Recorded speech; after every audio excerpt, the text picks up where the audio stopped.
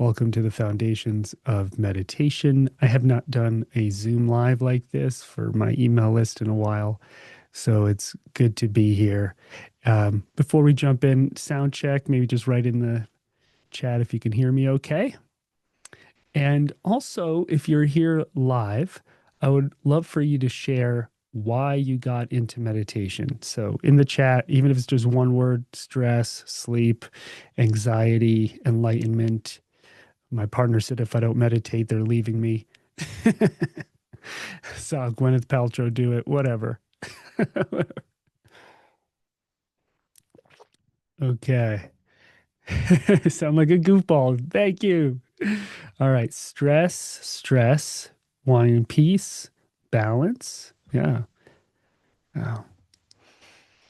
Sleep. Okay. Yeah. To learn how to be calmer, quiet the mind. Yeah. Let's see. Siblings got me into meditation, learning to be present, recovery, stillness. Yeah. I read John Kabat-Zinn. Yeah, he's a great teacher. Yeah, I think John Kabat-Zinn is the one who says meditation is not what you think. Yeah. A Lama, okay. Helps with recovery and sleep and enlightenment. Thank you. All right. Connect to my soul. Amazing.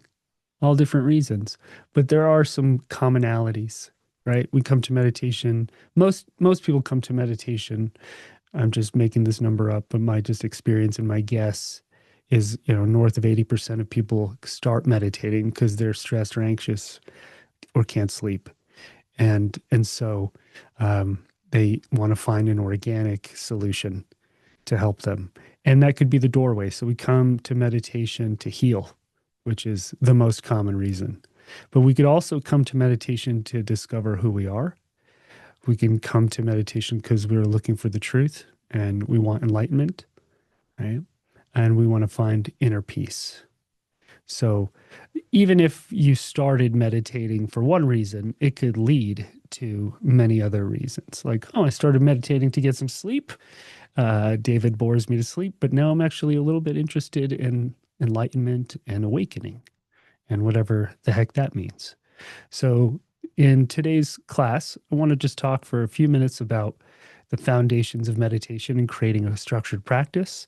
We could do one together, and if there's some time at the end, since we're on Zoom, a little Q&A, you can chat through the chat, or I'll let you put your audio video on if you so choose. This will be recorded, so just know that if you choose to ask a question on video. But it will be helpful for others. So they might be like, wow, that was my question. Thanks for asking it. Um, I want to differentiate, I want to start by differentiating two kinds of meditation. All right. Very broadly speaking, we have dual meditations and non dual meditations. So, what I mean by that is a dual meditation is a meditation where there's a focus on something. So, I'm focusing on my breath, I'm focusing on releasing pain, I'm visualizing. All right, I'm doing a mantra. It's a goal-oriented meditation. I'm body scanning. I'm focusing on inner stillness while I try to fall asleep and imagine something beautiful to help calm my nervous system. So a dual meditation, there's a subject and an object. Okay. I'm meditating on this. That's most meditation that you've probably experienced.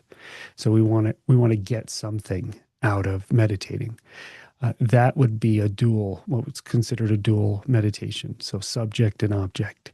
A non-dual meditation you might find in more like a Zen practice or Vedanta, where you inspect the awareness itself.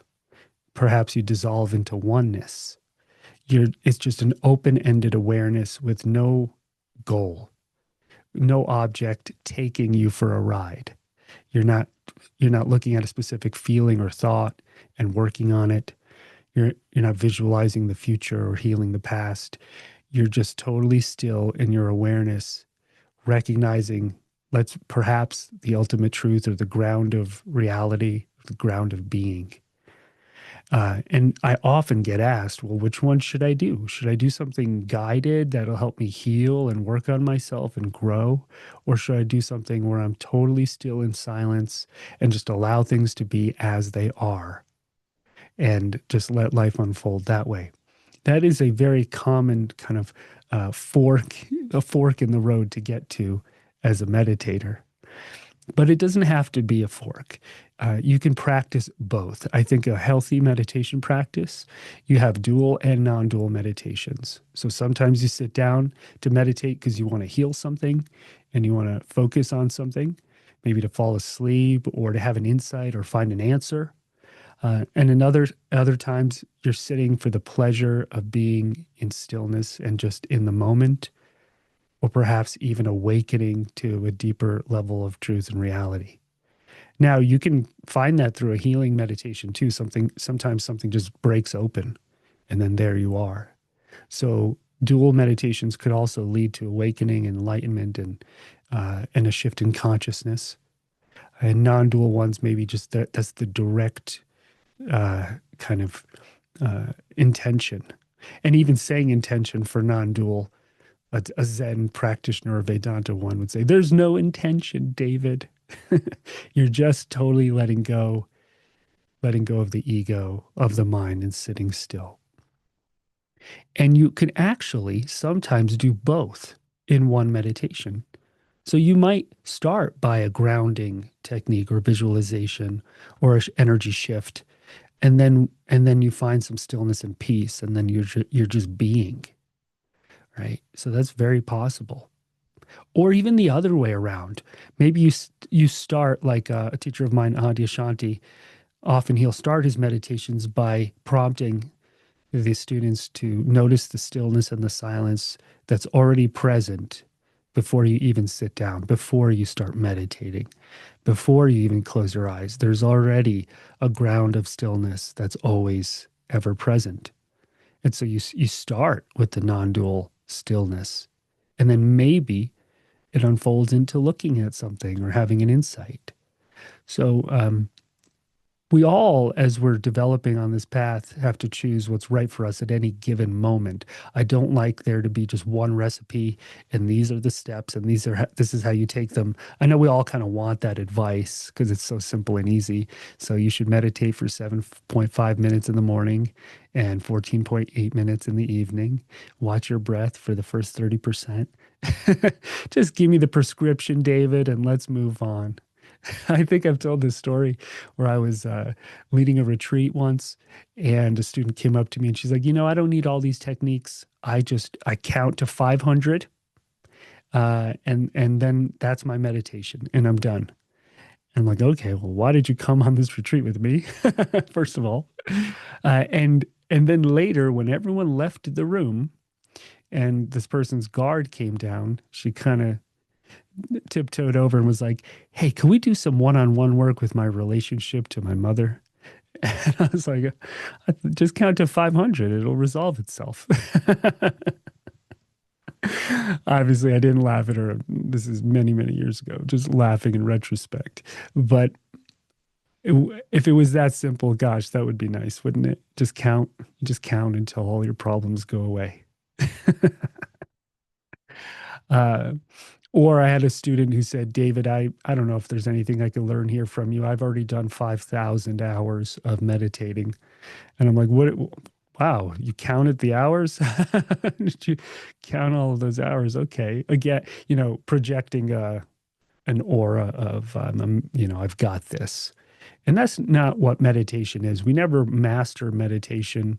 Maybe we never even really get good at it because ultimately there's not someone who's getting good at meditation. So if your ego is getting good at meditating, it's actually counterproductive. It's when that part of you dissolves into the moment and into silence, and there is no one trying to accomplish something.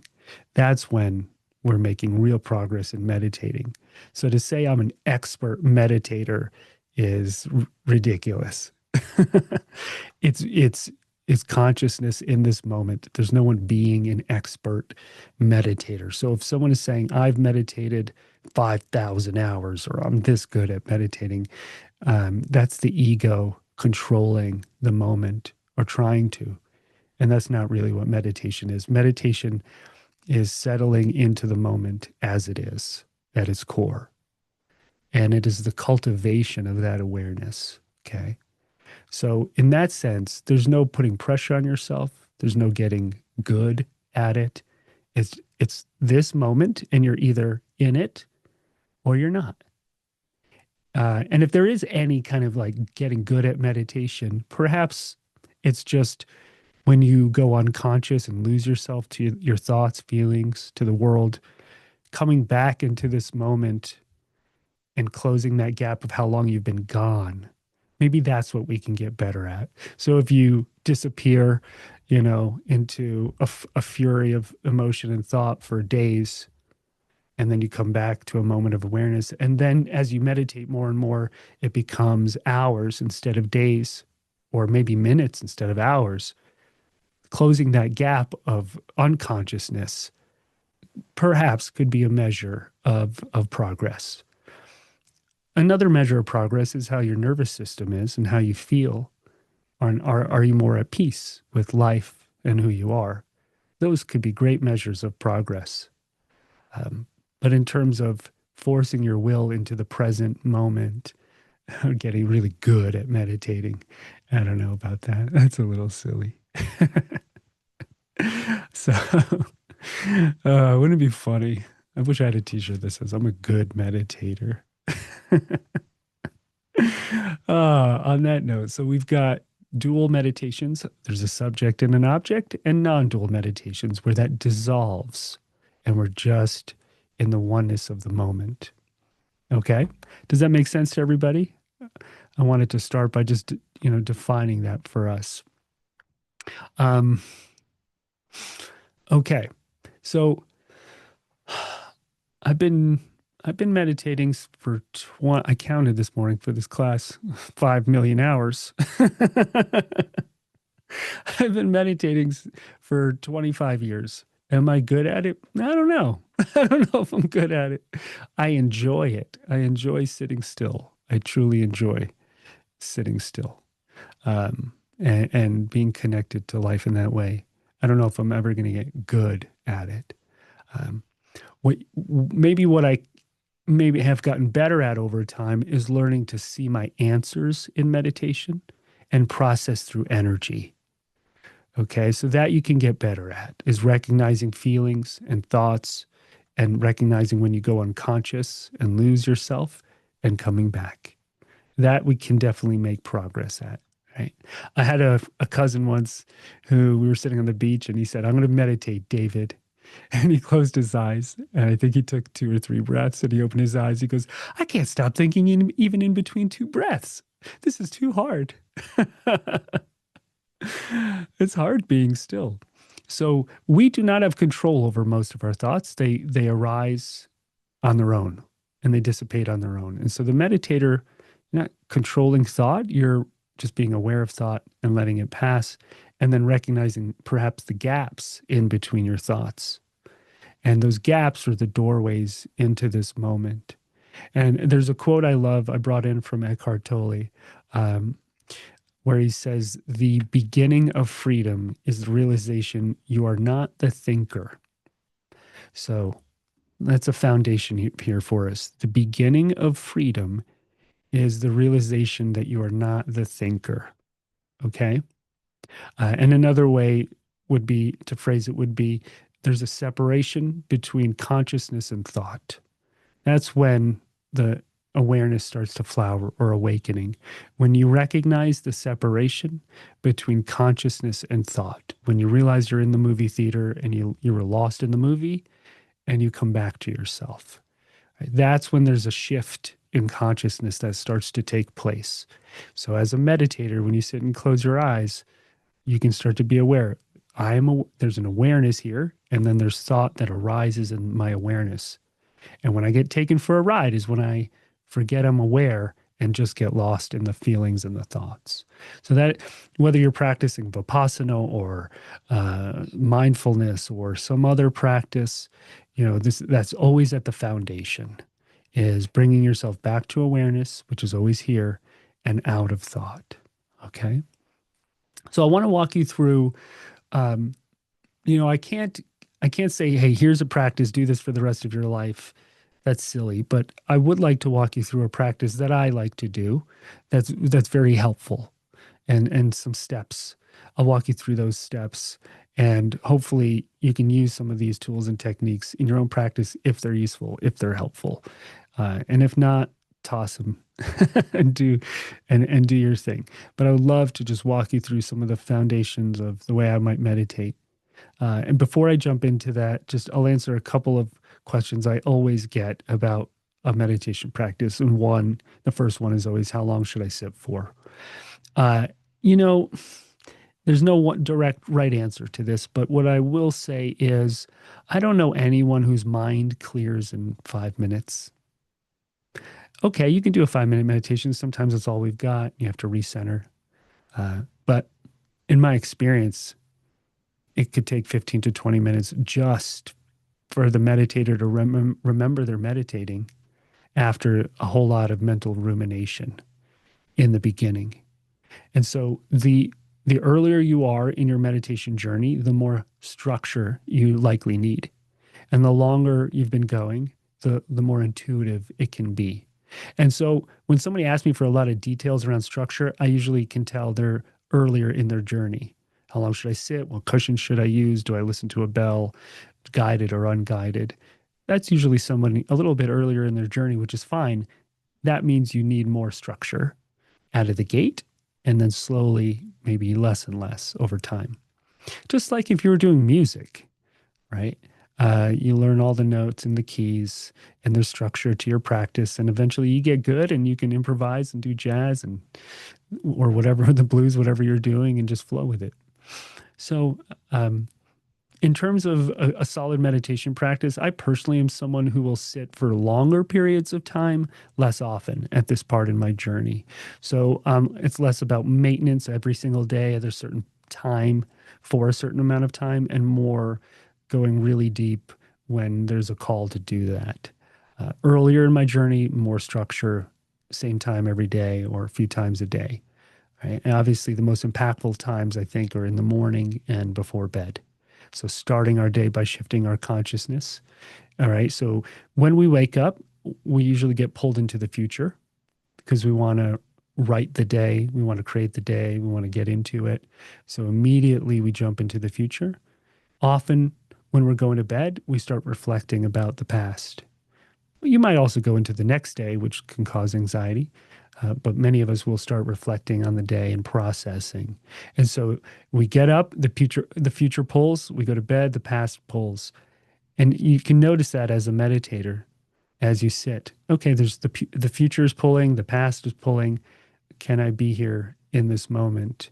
And just watch the future and the past just pass by on the screen of my mind. And if there is something that needs attention or processing, can I do it with presence? So those are obviously, I think, are the two most impactful times to meditate as you're getting up in the morning, at some point in the first hour or two, and then in the last hour or two before bed. And if you can't do it those times, it's okay. We're meditating here together in the middle of the day. I've actually found I get a lot of answers in the middle of the day when I meditate.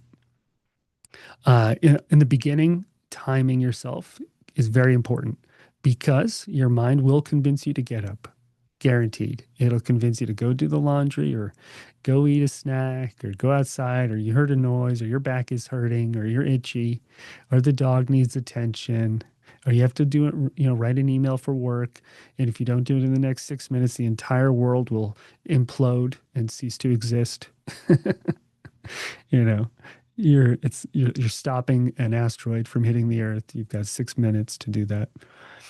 And so the excuse machine will start to generate as a form of resistance to being still. So we usually go in one of two directions, either excitement or boredom as we meditate. Excitement, I've got all these things I need to accomplish. Boredom, I don't like this. Nothing's happening. Nothing's shifting. I'm still stuck. I feel bad. I want more entertainment, right? So for the meditator, you might be oscillating between excitement and boredom. And you have to sit long enough and still enough for those two voices and energies to relax. So usually in a meditation, there's a threshold we cross from the noise being in charge, the energy being in charge, to our awareness being in charge. And there's a shift. Like the resistance builds up. You know, a teacher of mine used to say, when we're the closest is usually when we feel the farthest away. And so if you hit that resistance, it's not working. I don't like this. I'm bored. I need to get things done. Whatever it is, you're actually close to a moment of breakthrough. And so when we time ourselves and like, I'm not getting up for another 14 minutes, so I might as well be still and let this energy play out. That's when we kind of surrender to the moment and there's a shift that that happens. So that's why we time ourselves so that we are disciplined and not getting up when the excuse machine starts pumping them out. And by the way, the excuse machine, which is somewhere in here, maybe it's in the back of the head projecting. I don't know exactly what room it's in your labyrinth. But when the excuse machine will start with very overt things. My body hurts. I have to go to the bathroom. I don't like this. I forgot to finish something for work. Very overt, like direct. When it realizes you're not taking the bait, it'll become more and more subtle and subversive. like if I don't move my shoulder, I can get a permanent injury. It's like, oh, I'm being selfish with my time. I really need to give my energy to someone I love or someone I'm caretaking. It'll pull on the deeper threads in a more subtle fashion. The deeper you go, the longer you go, even more complex excuses. And it's an incredible self defense mechanism to help you avoid pain. In some areas of life, it's useful, but in meditation, it can hold you back. And so just notice that. If you can sit with the intention that there's nothing that's getting me out of this seat for 20 minutes, even an asteroid, because if it hits, might as well go out enlightened. If you can do that, and just surrender and let those energies pass, you'll have a breakthrough. Uh, there's a Dan Millman, the way the peaceful warrior would say, when you're running uphill, you can quit as many times as you want, but just keep moving your legs. So even mentally, you'll get up and quit. You find yourself in the bathroom. Your astral body is on another planet. You get up as many times as you want, but you just keep sitting. Okay.